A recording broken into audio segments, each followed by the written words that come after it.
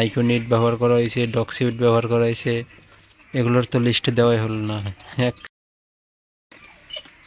আসসালামু আলাইকুম ভাই, দেখেন ব্রয়লার মুরগি পালতে গেলে কত রকমের ওষুধ লাগে।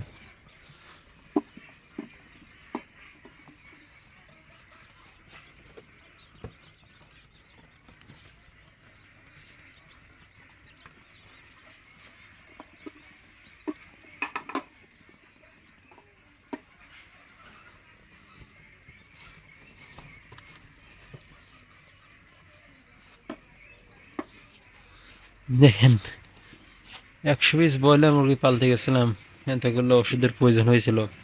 এখানে আছে সিপ্রোজিন 20, তারপরে আছে হচ্ছে ন্যাপটনিক, কিডনি টনিক, তারপরে হচ্ছে রেনাজাইম সিএস এনজাইম যেটাকে বলা হয়।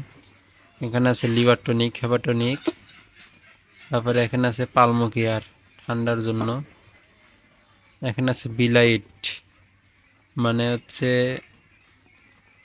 মুরগির যে একটা থাকে স্টেস্ট কমানোর জন্য। এটা পিএইচ, প্রোটিন, ভিটামিন, এতগুলো প্রয়োজন হয়। সাথে তো জিঙ্ক আছে, তারপরে মাইক্রোনিট ব্যবহার করা হয়েছে, ডক্সিউড ব্যবহার করা হয়েছে, এগুলোর তো লিস্ট দেওয়াই হলো না। 100 পিস ব্রয়লার মুরগি পালতে গিয়ে এতগুলো ওষুধের প্রয়োজন হয়েছিল। তাহলে বোঝেন কতটুকু পরিশ্রম গেছে ব্রয়লার মুরগি পালতে।